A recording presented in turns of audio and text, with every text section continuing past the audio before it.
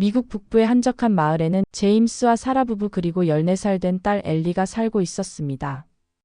그들의 집은 숲속 깊은 곳에 자리 잡은 오래된 통나무 집으로 맑은 공기와 자연의 소리를 매일 만끽할 수 있는 곳이었습니다. 그러나 그곳에서의 생활은 긴 겨울이 되면 고된 싸움으로 변했습니다.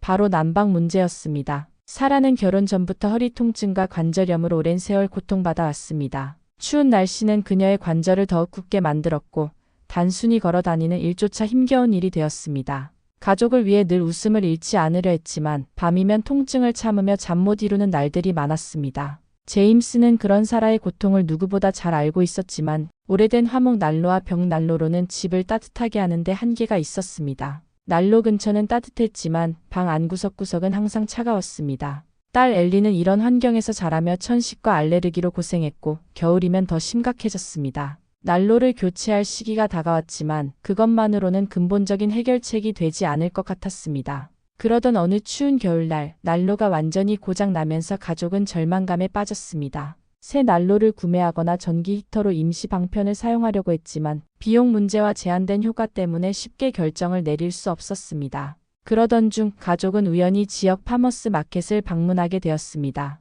그날은 매서운 바람이 불고 있었습니다. 사라는 두꺼운 외투를 여미며 제임스와 엘리와 함께 파머스 마켓에 들어섰습니다. 신선한 채소와 따뜻한 음료를 파는 부스들 사이에서 눈에 띄는 간판을 발견했습니다. 그린 홈 디자인이라는 간판 아래 한 아시아 남성이 열정적으로 무언가를 설명하고 있었습니다. 사라는 호기심에 발길을 멈추었습니다. 안녕하세요.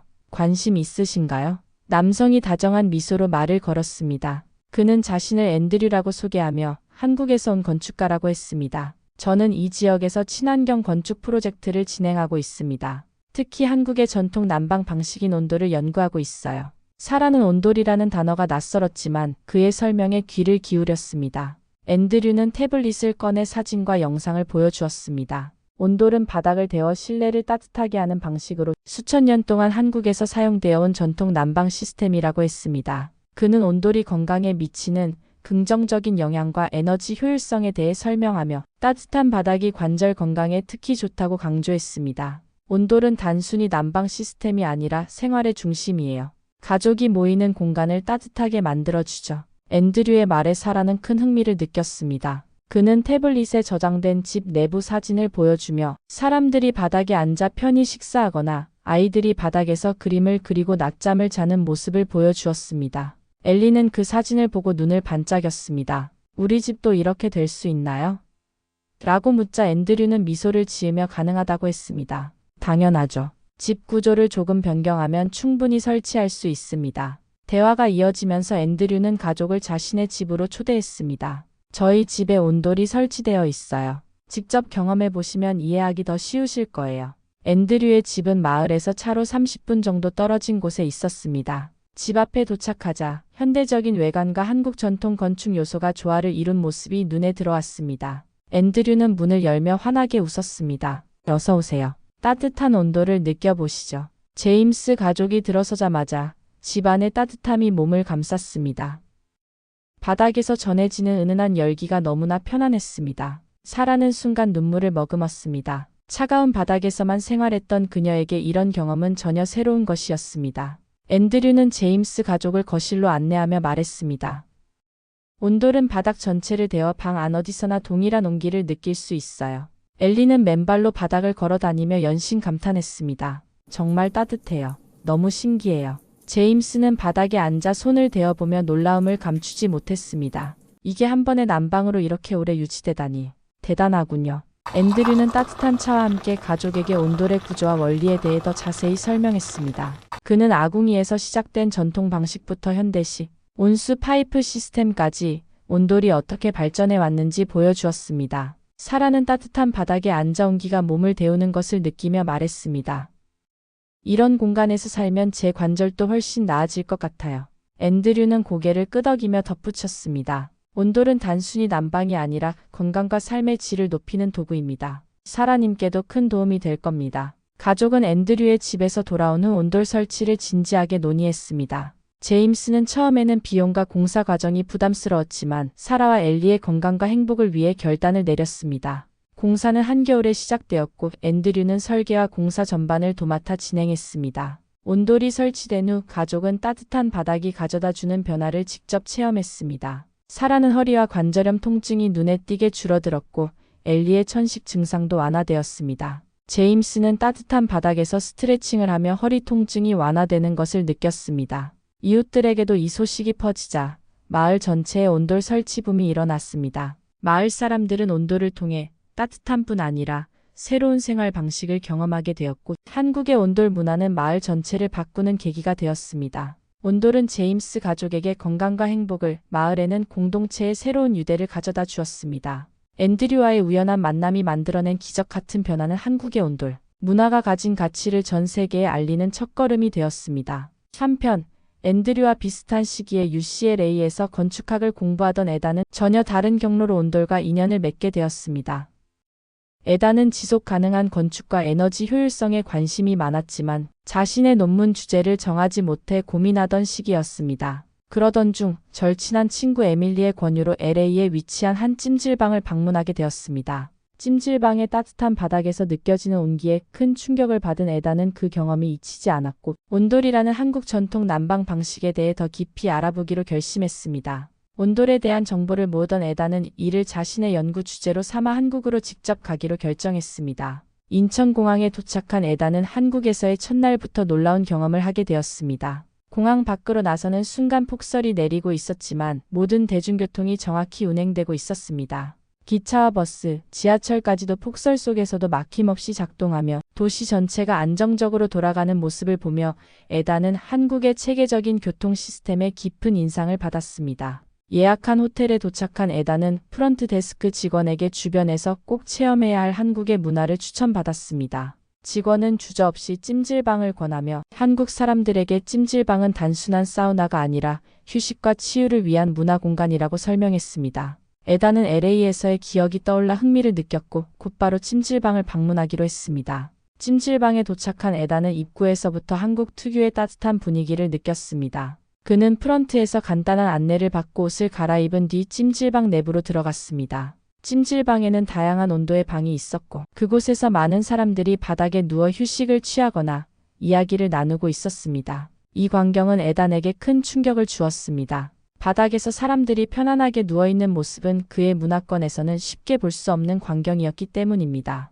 에단은 낯선 환경에 잠시 머뭇거리며 주변을 둘러보았습니다. 그때 친절한 한국 아주머니와 할머니들이 그를 따뜻하게 맞아주었습니다. 그들은 에단에게 찜질방 이용 방법을 설명하며 여기 누워서 몸을 편안하게 쉬면 진짜 한국의 따뜻함을 느낄 수 있을 거예요 라고 말했습니다. 아주머니들은 그에게 구운 달걀과 식혜를 권하며 한국 찜질방 문화를 소개했습니다. 그들의 환대와 친절에 에단은 조금씩 긴장을 풀고 찜질방의 분위기에 적응하기 시작했습니다. 에단은 그들 곁에 자리를 잡고 바닥에 누웠습니다. 처음에는 낯설었지만 따뜻한 바닥에서 느껴지는 온기에 점차 몸과 마음이 편안해졌습니다. 그는 자신이 찜질방의 바닥에서 누워 쉬고 있는 한국 사람들과 함께 자연스럽게 동화된 것을 깨달았습니다. 찜질방의 온기가 마치 온몸을 감싸는 듯했고 그곳의 평화로운 분위기에 매료되었습니다. 찜질방에서 시간을 보내면서 에다는 자신에게 친절했던 아주머니 중 한 분과 더 많은 이야기를 나누게 되었습니다.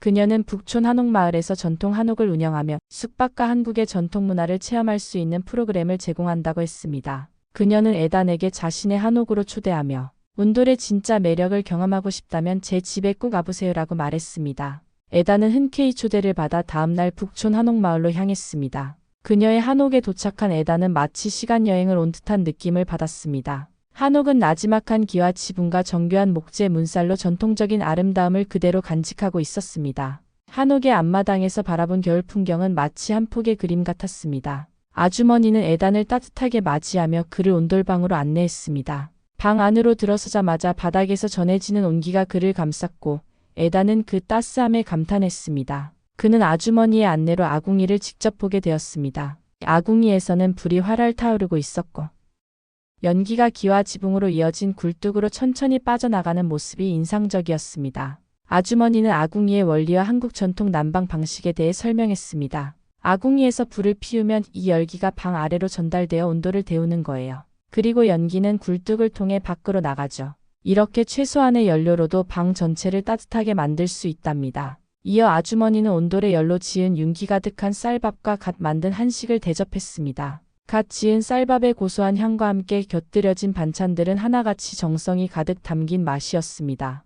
에다는 따뜻한 온돌 바닥에 앉아 한식을 즐기며 한국 가옥의 독특한 매력에 빠져들었습니다. 그날 밤 에다는 한옥의 온돌방에서 잠을 잤습니다. 바닥의 은은한 온기는 그에게 깊은 안락함을 주었고 그는 평소보다 훨씬 편안하고 깊은 잠을 잘 수 있었습니다. 그는 이 경험을 통해 온돌이 단순한 난방 시스템을 넘어 한국인의 삶과 밀접하게 연결된 문화적 요소임을 깊이 느끼게 되었습니다. 한국 찜질방에서의 경험과 북촌 한옥마을에서의 체험은 에단에게 깊은 인상을 남겼습니다. 그는 한국의 전통 가옥이 단순한 생활 공간을 넘어 자연과 인간이 조화를 이루는 지혜가 담긴 곳임을 깨달았습니다. 이 경험은 에단이 온돌에 대한 연구를 더 깊이 진행하고 이를 현대 건축에 접목하려는 결심을 굳히는 계기가 되었습니다. 미국으로 돌아간 에단은 자신이 출강하던 대학에서 온돌에 관한 논문을 발표했습니다. 한국 전통 온돌의 과학적 원리와 현대 건축에서의 응용 가능성을 중심으로 한 이 발표는 교수들 사이에서 큰 반향을 일으켰습니다.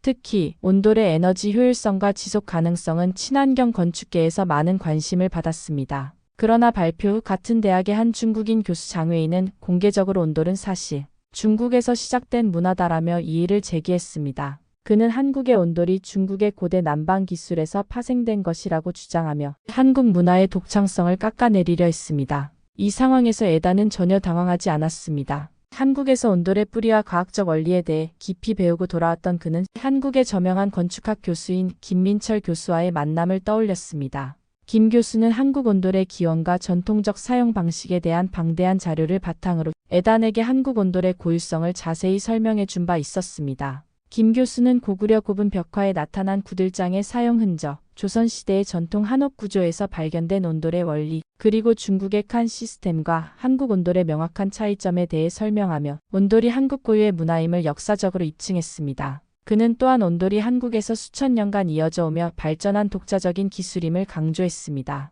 에단은 김 교수가 제공한 역사 문헌과 고고학적 자료를 바탕으로 반박했습니다. 그는 중국의 난방 기술은 중앙 난방의 개념에 가까운 반면 한국의 온돌은 바닥 난방이라는 독창적이고 지속 가능한 시스템으로 발전했다며 한국 온돌의 독창성을 뒷받침하는 근거를 제시했습니다. 김민철 교수도 에단의 논문 발표를 지원하며 장웨이 교수의 주장을 조목조목 반박했습니다. 김 교수는 온돌은 한국의 지형, 기후, 생활 방식에 맞춰 발전한 한국 고유의 문화다라고 강조하며 역사적 증거를 통해 그의 주장이 사실임을 확고히 했습니다. 결국 장웨이 교수는 더 이상의 근거를 제시하지 못한 채 논의를 마무리해야 했고 에단과 김민철 교수의 논문은 학계에서 큰 주목을 받았습니다. 이 사건은 온돌이 한국의 독창적인 문화적 자산임을 다시 한번 입증하는 계기가 되었고 에단의 연구는 미국과 국제학계에서도 더욱 큰 신뢰를 얻었습니다. 이후 에단의 노력은 미국 사회에도 긍정적인 변화를 가져왔습니다. 그는 미국 북부 지역에서 난방 문제로 고통받는 가정들에게 온돌 시스템의 우수성을 알렸습니다.